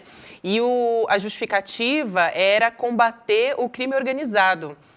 E aí o uso mais amplo realmente dessa ferramenta aconteceu mesmo na gestão do delegado Alexandre Ramagem, que foi quando ele estava no comando da ABIN, né, que foi justamente no governo do ex-presidente Jair Bolsonaro. E aí a investigação da Polícia Federal mostrando que boa parte desses monitoramentos dessas pessoas aconteceu em Brasília e que aqueles que estavam sendo realizados no Rio de Janeiro não tiveram relação direta com alvos do crime organizado. Ou seja, olha, não faz muito sentido, né? Não, tem que lembrar que você tem lá o Braga Neto como interventor. Isso. Então, é um governo que ele tem... O governo Temer é um governo, uns chamam de transição, mas é um governo que torna assim, evidente o golpe e ele tem continuidade no governo Bolsonaro. Fica muita gente, tem uma transição ali muito amigável. Sim. Tem um namoro ali, tem uma continuação. referendada pelas urnas, evidentemente, é democrático a eleição do Bolsonaro, mas fica muita gente no governo do puxadinho golpista do Temer, fica muita gente lá dentro. Principalmente da ala militar, e lembrando que quando o bicho pegou pro lado do Bolsonaro, ele foi pedir ajuda para o Temer, depois daquele 7 de setembro em que ele disse que ia fazer acontecer, teve ameaça de que o Supremo ia para cima dele, ele pede arrego e vai pedir ajuda, lembra, para o Temer? Para o Temer ajudar. Só uma informação rapidinho, Gabi, que tem a ver com isso que a gente estava falando. O nosso Guga Noblar manda a informação, sempre atento. Obrigado, Guga. Ele passa a seguinte informação. Eles usaram, sim, o sistema de espionagem nas eleições de 2020, portanto, na eleição de meio de mandato do Bolsonaro, na eleição de prefeito, na eleição municipal. E tem uma investigação sobre gente de fora da ABIN que pode ter usado. Quem será? Deixa aqui a pergunta o Guga, provavelmente com um bastidor do que ele já conseguiu apurar junto às fontes lá de Brasília. Obrigado, Guga, pela informação aqui pra gente. Perfeito. Vamos chamar para se juntar, né, aqui junto com a gente na bancada, o deputado pastor Henrique Vieira, aqui junto com a gente. Um prazer receber ele aqui. Obrigada, deputado, por aceitar nosso convite. Uma honra, né, pra gente. Bacana, a nossa mesa redonda, né? Hoje completa, gente. Deputado, é um prazer falar com o senhor. A gente está falando aqui discutindo a respeito da BIM. Acho que a gente pode conversar essa conversa justamente ouvindo o deputado a respeito disso, porque isso acontece, esses servidores, essas pessoas que estão sendo investigadas justamente e alvo dessas buscas da PF durante o governo Bolsonaro. Quer dizer, como disse Chico Sá agora há pouco, esse é um indício muito forte de como o Bolsonaro está envolvido nessa história, né? Perfeito, boa noite, é um prazer estar aqui com vocês. Mais um exemplo de um governo flagrantemente autoritário, antidemocrático, golpista. É o modo de funcionamento. Utilizar as instituições para perseguir adversários políticos, monitorar os seus movimentos, fazer captações ilegais e clandestinas. Ou seja, é estranho dizer, mas não chega a ser uma novidade. É o modo de funcionamento do governo Bolsonaro e, numa reflexão mais ampla, é como os golpes acontecem. Os golpes contemporâneos se dão com a erosão institucional da própria democracia bancada por governos. É por dentro, às vezes. É por dentro. Você vai desgastando as instituições democráticas, ampliando margem de controle, monitoramento, vigilância. Tipicamente, um governo que vai preparando um caminho autoritário. Eu posso ler só a nota da BIM aqui? A produção nos avisa que a gente tem essa nota. A gente vai colocar aqui na tela para você que nos acompanha. E eu vou ler aqui ela completa, né? A nota da Agência Brasileira de Inteligência diz o seguinte: a BIM vem cumprindo as decisões judiciais, incluindo as expedidas na manhã desta sexta-feira, foram afastados cautelarmente, como eu disse também, os servidores investigados. A agência reitera que a ferramenta deixou de ser utilizada em maio de 2021 e a atual gestão e os servidores da ABIN reafirmam o compromisso com a legalidade e o Estado Democrático de Direito. Essa foi a nota que foi divulgada, né, o posicionamento, então, da ABIN, e a gente compartilha aqui com vocês. De qualquer forma, né, a gente precisa continuar acompanhando essa investigação, porque agora a gente teve os mandados de busca e apreensão e agora a gente deve ter um desdobramento ainda maior. É que o deputado é do Rio de Janeiro, então conhece bem, infelizmente, talvez, né, a família Bolsonaro, e não só a família, né, deputado, esse entorno, muitas vezes na área militar. A gente até conversava aqui, o filho do Santos Cruz está aí, também aparece, ele que rompeu com o Bolsonaro. O senhor deve ter mais informação do que a gente, né? E o Carlos Bolsonaro, esse que está na tela, é o filho do Santos Cruz, que era um personagem que até hoje não tinha sido citado, né? E o Carlos Bolsonaro, que tem essa obsessão por essa coisa de informação, né, das fake news, e dizem também, o próprio Bebiano falava isso, que queria montar uma BIM paralela, né? Então, no Rio de Janeiro, o que se falava sobre isso? Vocês já tinham escutado alguma coisa sobre isso? Sim, o Carlos Bolsonaro, até na própria CPMI, o nosso mandato avançou muito na investigação sobre milícia digital e gabinete do ódio. E o Carlos Bolsonaro é uma figura central para entender isso. Porque o bolsonarismo se alimentar do ódio, nós sabemos.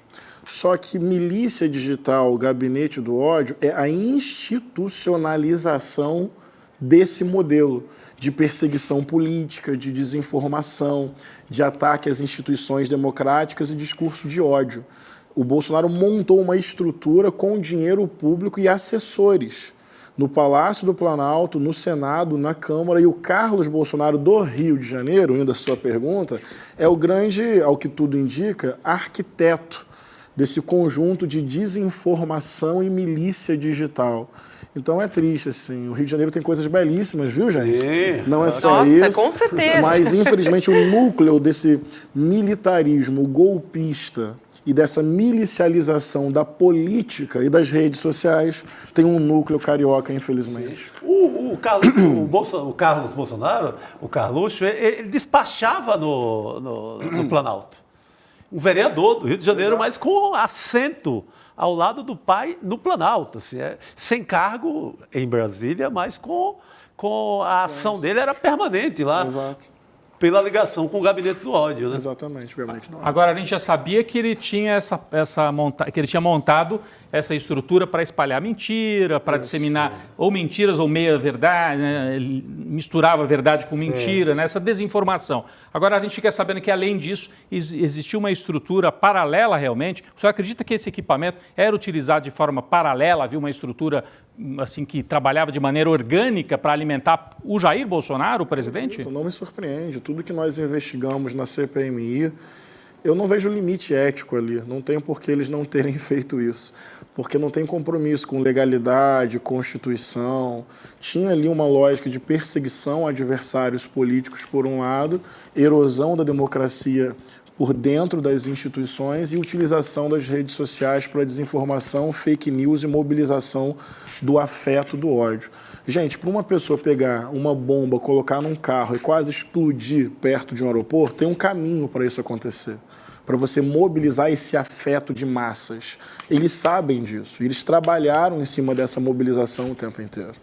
Deputado, eu queria aproveitar que o senhor entrou nessa história da CPMI do 8 de janeiro justamente para perguntar sobre isso, né? Porque é a primeira vez que a gente está tendo uma sugestão, né, pela CPMI do indiciamento. Agora a gente vai esperar ver como é que a PGR vai reagir a isso.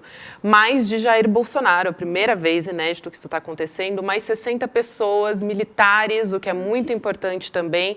Mas há também críticas, por exemplo, à responsabilidade do general G. Dias, né? Críticas em relação a isso. Então, queria ouvir o senhor a respeito disso e de como sai a base do governo depois dessa CPMI do 8 de janeiro, né? Porque, a princípio, o que se queria a oposição era criminalizar, né? Levar essa responsabilidade para o governo federal e, claro, ficou muito claro com o decorrer da CPMI que não foi nada disso, enfim. Mas tem essa ponderação que foi feita, então queria te ouvir a respeito disso. Eu acho que a base sai fortalecida nesse caso. Acho que a CPMI, com dificuldades, um jogo político difícil, a condução do presidente Arthur Maia não era exatamente tranquila. Então, não vou romantizar o nosso trabalho. Ele encontrou dificuldades e limitações. Inclusive de ouvir muita gente, sem né? dúvida. Militares, inclusive. Porque o próprio presidente é que tem a prerrogativa de colocar para votar. Então, não adianta você ter maioria para aprovar se não tem o objeto para votação. Então, a gente travou muito nisso. Mas, assim, também vou valorizar o que foi feito. Acho que a CPMI cumpriu um papel político-pedagógico importante, porque sai apenas do ambiente da investigação da PF e do STF e vem para uma arena pública. O general Heleno teve que falar publicamente, o Mauro Cid falou publicamente, Silvinei Vasquez, Anderson Torres. Isso tem uma função político-pedagógica para fortalecer uma tese fundamental. Não pode ter anistia. Não pode trabalhar como se fosse qualquer coisa. Senão, daqui a pouquinho, a extrema-direita se normatiza como uma força política legítima num jogo democrático. Não é. Ela é criminosa, na minha opinião. Sobre G. Dias, eu vou ser muito sincero com vocês. Acho que vocês acompanharam o meu trabalho. Eu procuro ser, assim, muito cuidadoso. Eu não enxerguei dolo. Você pode enxergar ali no GSI alguma ineficiência, algum erro de gestão. Isso é muito diferente de associação criminosa, tentativa de abolir o Estado democrático de direito, violência política e golpe de Estado. No G. Dias, eu realmente não vi dolo. A Elisiane fez um mapeamento que eu achei genial. Ela pegou todas as transições de FHC para cá. E o tempo de mudança de nomes dentro do GSI é em torno de um mês e meio, às vezes até mais. Ou seja, não tem uma mudança de padrão no G Dias. Não tem assim, nossa, ele não mudou a equipe inteira, como assim? Não, ninguém fez isso em todas as outras transições. E a tese de uma participação dolosa dele, pensa comigo. Bem, para os manifestantes, os vândalos, os golpistas chegarem até o Palácio do Planalto, isso contou com a omissão dolosa da PM do Distrito Federal. Exatamente. Ponto pacífico. Conduzida por Anderson Torres, ministro bolsonarista, secretário naquele momento. Pensa comigo, se o G Dias tinha algum dolo, olha só o que você teria que construir como narrativa. Ele teria que ser uma espécie de infiltrado em conluio com a cúpula da PM e com o Anderson Torres, senão não faria sentido a sua omissão, porque os manifestantes teriam que chegar até o Palácio do Planalto para ele também dolosamente falhar. Ou seja, não faz sentido acreditar, não há indício em lugar nenhum que G Dias entrou em contato com Anderson Torres e com a cúpula da PM, já sabendo que a PM falharia para então. Não dá. Eu acho que o G Dias pode ter erro de gestão. Postar exatamente naquela hora lá. Não é factível. Pode ter erro de gestão. Não tem dolo para tentativa de golpe de Estado no G Dias. Essa é a minha opinião. Eu não sei se vocês querem continuar no tema da CPMI, que tem muita coisa para falar. É que eu queria depois voltar para o tema da guerra, dessa parceria do bolsonarismo com Israel, né? Porque e o senhor acompanha de maneira indireta, mas acompanha um pouco isso também. Mas, assim, ainda sobre a CPMI e o papel...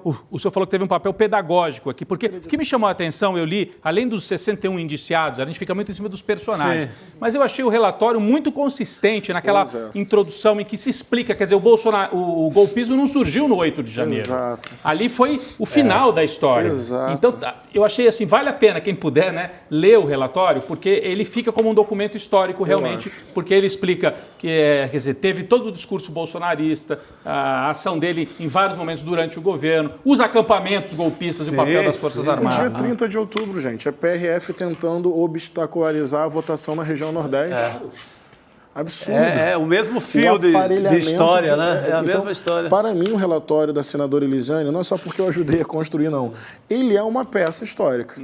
Fica como um documento. Fica como um documento. Deputado, mas você acha, e vamos falar da grande barreira que vai enfrentar esse relatório. A PGR, Procuradoria-Geral da República. Será que a doutora, até anotei o nome da doutora, porque é Eliseta, não é Elisete. A doutora Eliseta Ramos vai aceitar esse... Até para mostrar serviço ali para o Lula, tá? Final de mandato. Para quem não sabe, porque Augusto Aras saiu, ela é a interina da PGR. Só para quem não sabe. Exatamente, também. Ela está no mandato tampão, ela tem uns dias lá até o Lula indicar o novo PGR. Será que ela vai mostrar serviço e aceitar isso, denunciar quem está lá no listão? É uma expectativa mais do que uma leitura, uma constatação. Eu espero que sim. Semana que vem nós teremos um calendário, importante que vocês acompanhem. Nós vamos entregar a PGR, vamos entregar ao Tribunal de Contas da União, a Advocacia Geral da União, vamos ao STF entregar ao Alexandre de Moraes. Então, semana que vem vai ter esse rito de entrega formal desse relatório, dessa peça histórica, a figuras e instituições chaves. E é uma forma de incidir, de pressionar, de dizer, olha, está aqui, o que vocês vão fazer. Então, a nossa parte será feita. E semana que vem vai ser importante nesse sentido. Só para lembrar a importância da PGR nessa hora, um pouco de memória, lembre da grande CPI que foi a da saúde. A da vacina, a da pandemia, que fez também um belíssimo relatório, um belíssimo trabalho. Está lá toda a prova do genocídio do Bolsonaro, chega na mão do Augusto Aras, ele simplesmente bota na gaveta. Então, se a PGR faz isso de novo, nada feito, vai embora todo o trabalho da CPMI. Exato. Agora tem uma investigação já avançando na Polícia Federal, tem esse fato. Mas a PGR agir com base no relatório da CPMI e provocar o judiciário, para mim, é fator determinante. E me parece que, assim, até pelas atitudes do Alexandre de Moraes, ele está conduzindo também lá no Supremo, em muitos casos, até sem a provocação da PGR, ele tem atuado, né? Exato. Então ele pode, talvez esse relatório não seja... É claro que ele já tem a investigação feita pela polícia e tudo, mas o relatório pode trazer alguns elementos para ajudar na tomada de algumas decisões. Vocês têm essa expectativa? Sim, e respaldo político. A parte pedagógica que eu falei, ela não é meramente simbólica, não. Vamos ser sinceros. O direito é uma operação técnica e política. Existe uma coisa chamada correlação de forças na sociedade. Então, indícios, por exemplo, da participação de Bolsonaro existem? Na minha opinião, sim. Ele será responsabilizado? Existe uma coisa no meio chamada correlação de forças. Não é tão óbvio, né? A realidade é complexa. Por isso que a gente pressionar politicamente, eu acho que é facilitar para que a justiça seja feita. Agora, sabe uma coisa que eu queria perguntar para o pastor? Por favor. Porque a gente teve 2 CPIs nesse início do governo Lula. A CPI do MST, proposta pela extrema-direita, que terminou derrotada. CPI contra o MST. Contra o MST, né? Contra o MST. Pela criminalização.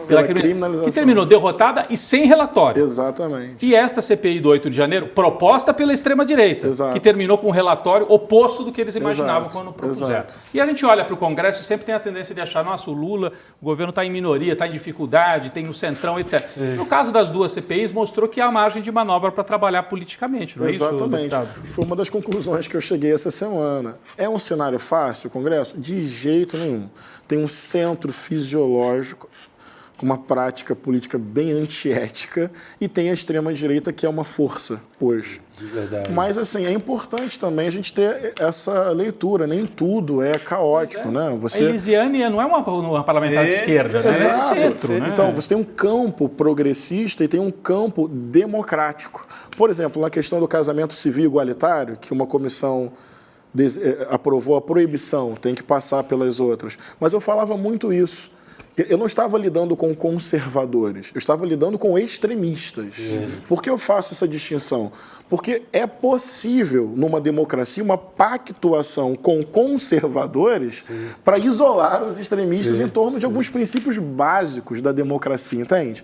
Então, acho que essas 2 CPIs dão esse indício, que você pode ampliar uma margem no Congresso em torno de algum ponto mínimo. Não vai criminalizar o maior movimento social da América Latina, que luta por uma pauta justa, democrática, que é a reforma agrária. Então, calma lá.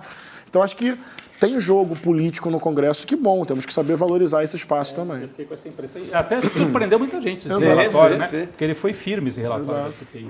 Sem dúvida. E mostrou muito a linha do tempo, né? Que não aconteceu ali no 8 de janeiro. Foi uma coisa muito construída.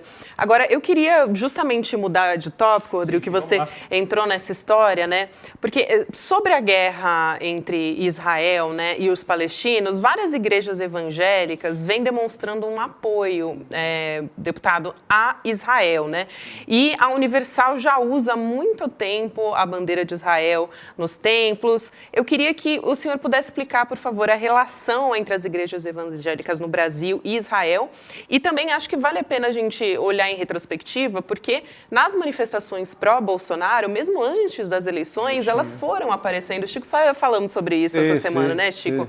Sobre como foram se apropriando, de fato, dessa bandeira. Perfeito. Bem, o campo evangélico é diverso, não existe um bloco único. Há uma relação histórica entre fundamentalismo cristão, especialmente norte-americano, que é da onde vem boa parte do protestantismo brasileiro, e esse fundamentalismo tem uma leitura bíblica que idealiza e glorifica Israel. Na minha concepção, fruto de uma leitura e uma interpretação bastante equivocadas. Porque se você pega na tradição judaico-cristã, bíblica, o povo hebreu ali é um povo minoritário, massacrado, sob exploração, e toda a tradição profética judaica é contra sistema de opressão. Então, assim, falando teologicamente e como um pastor mesmo, a escolha de Deus, do ponto de vista bíblico, é sempre pelo povo oprimido. Não é um povo específico, em termos sanguíneos e genealógicos. Não importa o que esse povo faça, ele é escolhido. Pelo contrário, os profetas, na tradição judaico-cristã, especialmente judaica, criticam toda hora A lógica do Estado, do rei, da monarquia, da opressão sobre o pobre, a opressão sobre o estrangeiro. Na própria dinâmica bíblica, não há uma glorificação, a crítica a um Estado por ele ser supostamente eleito por Deus. Não é isso, mas é isso que é lido. Então, Israel é mitificada como algo eleito previamente por Deus e, consequentemente, sempre vítima de uma violência e, consequentemente, sempre certo. Quando eu acho que, do ponto de vista bíblico, em qualquer época histórica, o critério bíblico não é um povo A ou um povo B. Quem é o massacrado da vez? Entendi. Por isso que eu lancei o livro Jesus Negro, entende? Porque o semblante de Cristo no Brasil faz muito sentido dizer, é preto, é pobre, porque a escolha bíblica é a escolha pelo oprimido.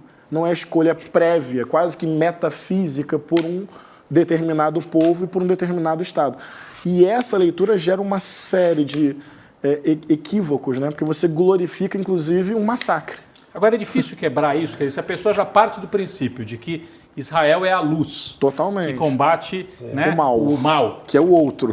E, aliás, o Netanyahu, outro dia, falou isso no discurso. Ele falou, aqui trata-se de uma luta entre crianças da luz e crianças da escuridão. Pois é. Como se só existisse humanidade de um dos lados, né? Exatamente. Para a população evangélica, é claro, a população, são muitos grupos, mas de maneira geral, é difícil quebrar essa ideia. Mesmo que apareça a imagem, bombardeio sobre a Palestina, etc. Eles falam, não, mas Israel tem razão. É isso? É triste.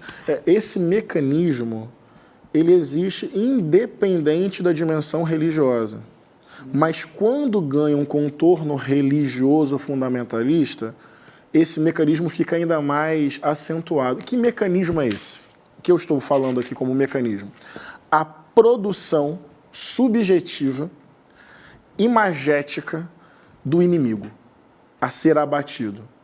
Todo massacre físico, ele é posterior a uma eliminação simbólica de um povo. Desumaniza, né? Eu poderia falar do Brasil. A cada 28 horas, um jovem negro é executado. Isso é massacre.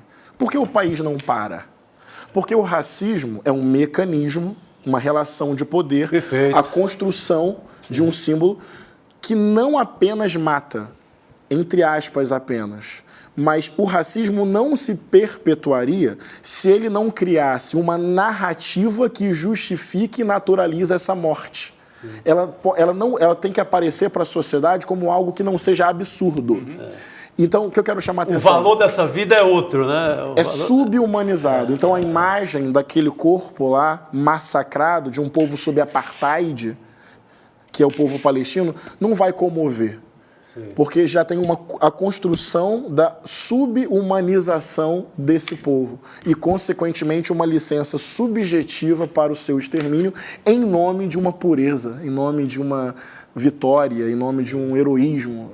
Isso é impressionante. Eu recebo muito nas minhas redes sociais, assim, tentando argumentar, e entra alguém lá e fala, mas você está defendendo? Eles são terroristas. Eles são terroristas. Não tem negociação para eles. Até no caso do hospital vieram falar assim. Sim. Mas eles estavam lá, eles estão ali. Esse povo é tudo terrorista. Então já parte assim. É muito difícil quebrar essa barreira. É um negócio realmente muito importante. Agora, para além do aspecto, nós estamos falando aqui do aspecto religioso, de como é que as igrejas, algumas, principalmente a Igreja Universal, enfim, eu vi de perto isso quando eu trabalhei na TV Record, assim, é uma coisa impressionante. A parceria com Israel. Mas além das igrejas, o bolsonarismo não tinha nada de... No começo não era evangélico, o Bolsonaro era o Bolsonaro, a extrema-direita. Então tem uma parceria que é religiosa, mas é também da extrema-direita. Como é que é isso? Como é que a extrema-direita começa a levar a bandeira de Israel para o meio da rua? Como é que é? Concordo muito com a sua leitura aí. A extrema-direita, ela fez uma leitura e se apropriou desse fenômeno da fé evangélica. Se apropriou, obviamente, já falei aqui, falo sempre que tem disputas, diversidade e tal, mas tem um pragmatismo aí também, entendeu? Tem um casamento extrema-direita política com fundamentalismo religioso. E tem Israel também. O Netanyahu não é religioso, não era na origem. Então, você tem aí algo que é orgânico e cujo efeito é muito semelhante. É essa visão bélica de sociedade com a construção permanente do mal a ser eliminado e diante do mal a ser eliminado, você suspende garantias individuais e coletivas, porque a segurança tem que ser afirmada por meio de um Estado forte, de um líder maior. Isso tem contorno político e tem contorno religioso fundamentalista. Eu lembro de Bolsonaro se batizando. Olha aí, a imagem está na tela. Juro que não combinei com a equipe. Não foi combinado, né? Foi um milagre. É aqueles que estão sempre ligados na nossa Gente, isso é um jogo político. Isso é um cálculo. E tem a ver com ele ter se tornado presidente da República. A gente tem que saber fazer a contranarrativa disso aí, na minha opinião. Ele era, na origem, católico. Católico. Né? E aí, aqui ele se batiza... Isso é um ato de campanha, gente, há anos atrás. Entende? Isso é um projeto. A Damares fez isso também, né? Durante a campanha eleitoral. Eu me lembro de ela fazer isso dentro da igreja, num pronunciamento, ela dizer, gente, isso não é uma... Não, acredita em mim, isso não é político. Ela usou esse termo, né? Isso não é política, isso é um combate... Para fazer a maior política possível. Exatamente. Né? E agora os bolsonaristas usam essa imagem a favor do Bolsonaro e de Israel. É uma guerra espiritual, me lembrei para ligá-lo a Israel e dizer que do outro lado é terrorista e não tem conversa. Mas como é que fica Jesus, pastor, nessa história? Crucificado de novo. De novo, né? Porque o Jesus, para os judeus, não faria sentido. Então, como é que os evangélicos, a pregação maior é em torno de Jesus, se associaria aos judeus? Como é que eles... É uma ligação fictícia mesmo dessa parte. É uma narrativa, é uma construção imaginária mesmo, né? Jesus de Nazaré nasceu, viveu e morreu como judeu. Ele não viu nem fundou o cristianismo, né? O cristianismo é um movimento pós-evento Jesus, e eu sempre falo isso, 4 séculos depois se tornou a religião oficial do Estado que matou Jesus. Então você tem um contrassenso histórico na minha religião, porque você passa a ter uma leitura hegemônica sobre Jesus que parte da lente que o matou. Então, obviamente, vai desaparecer o Jesus de Nazaré, da partilha do pão, da solidariedade radical, da misericórdia, da compaixão, da partilha do pão, da denúncia ao acúmulo de riquezas e às hierarquias de poder. Ah, Jesus, quem vai ser o maior entre nós? O menor. Quem serve é o maior.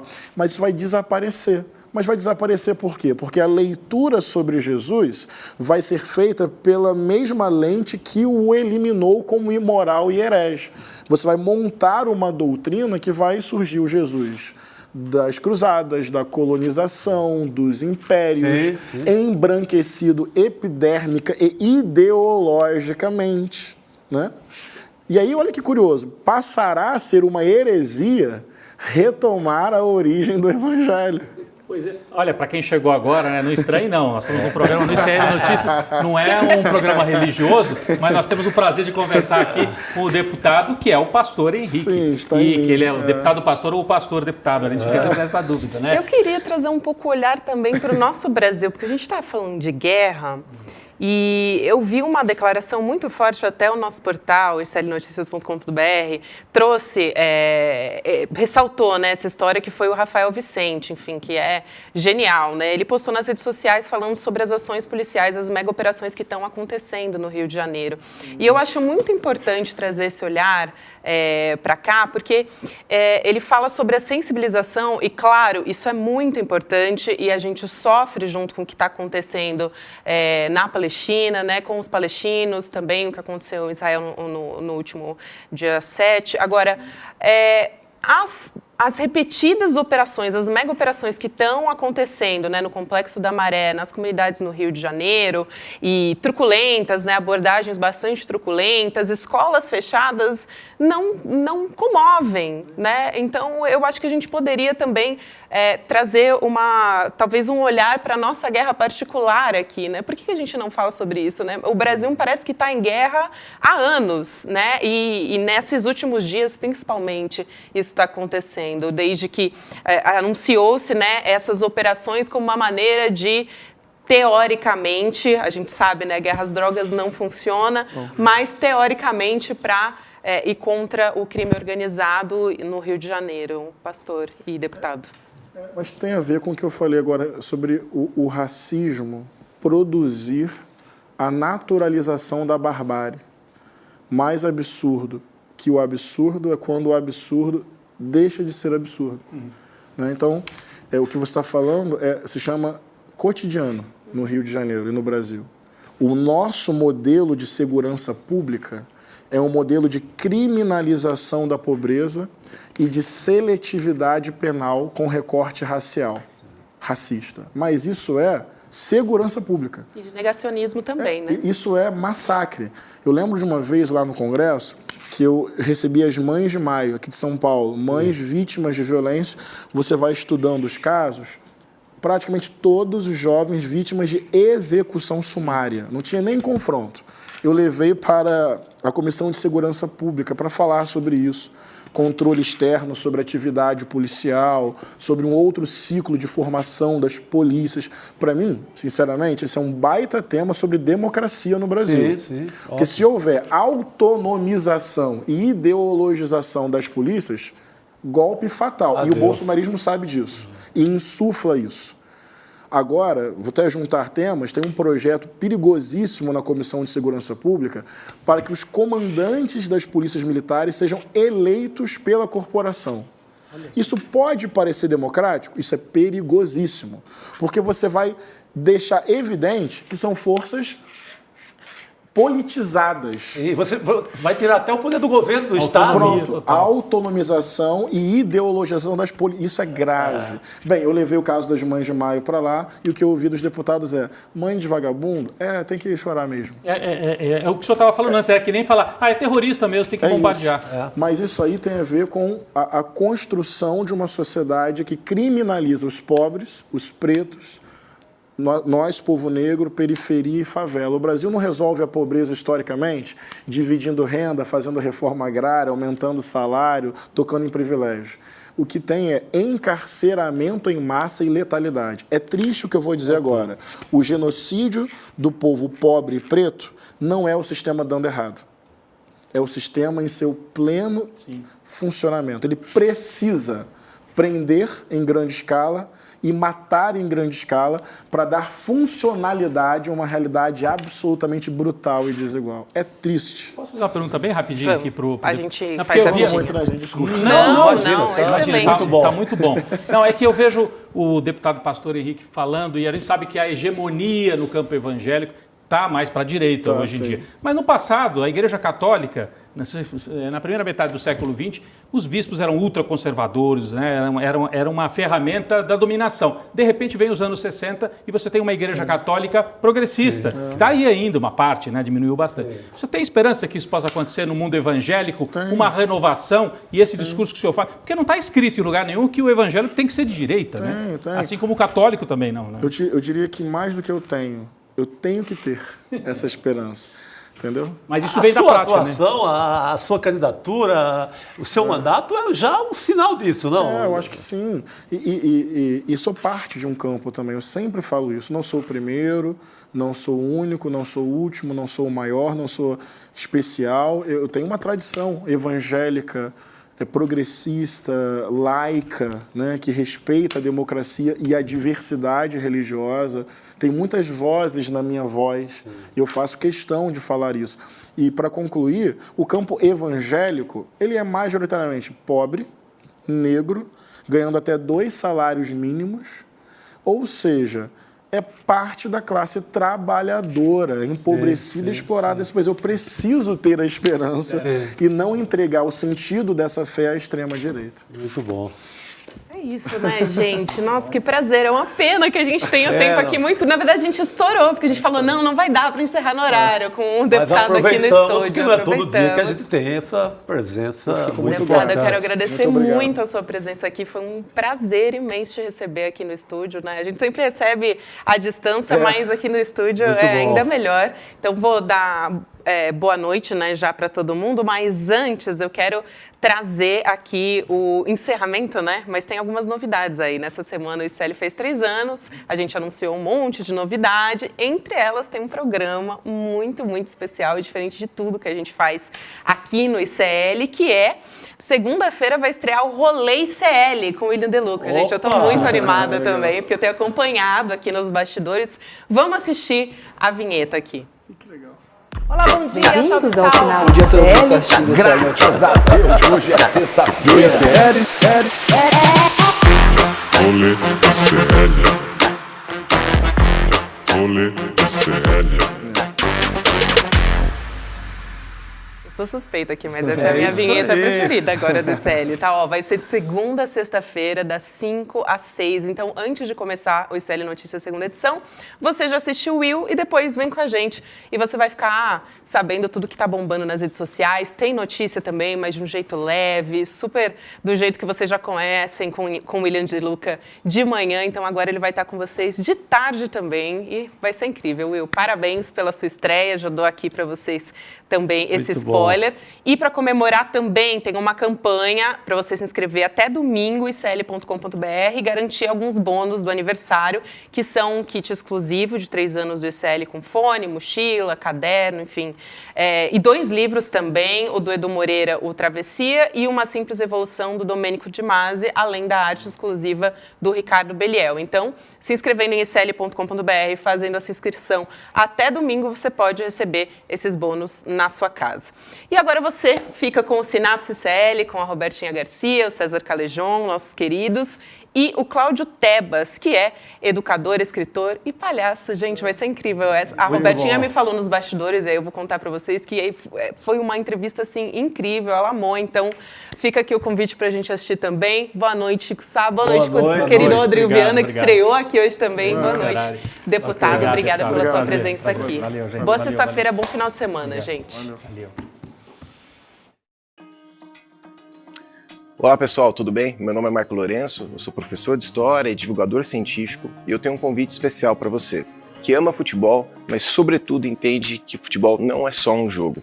Eu tenho um convite para você participar do meu curso aqui no Instituto Conhecimento Liberta, O Mundo Acontece Entre Copas. Essa é uma viagem no tempo em que a gente pode observar fenômenos políticos, sociais, culturais que impactaram a história contemporânea, observando as Copas do Mundo. Então, se você entende que futebol, história, política, cultura, economia estão todos entrelaçados, não deixe de assistir o curso O Mundo Acontece Entre Copas aqui no ICL, Instituto Conhecimento Liberta. Pessoal, eu estou aqui para anunciar o meu curso As Classes Sociais no Brasil. Um tema extremamente importante para que a gente conheça como é que a gente tem uma sociedade que é rica, como nós todos sabemos, mas que 80% dela é condenado à pobreza. Como isso acontece? Como isso se legitima? O que é que isso cria entre nós? Como é que a nossa sociabilidade é construída e mantida a partir desse jogo que é perverso? Isso é o tema do meu curso. E eu gostaria muitíssimo, ficaria muito contente que vocês pudessem vê-lo. Um grande abraço a todos. Olá, eu sou o professor Ladislau Dobor. Sou professor de Economia da PUC e consultor de várias agências da ONU. Eu gravei um curso sobre desenvolvimento local e participação comunitária, sistemas participativos. Pense um pouco, a economia do Brasil, 5.570 municípios, isso não se resolve apenas de decisões em Brasília de maneira centralizada. Como organizar esse sistema participativo a partir do local, essa é a proposta. Os aguardo no curso aqui no ICL, se inscrevam, vale a pena.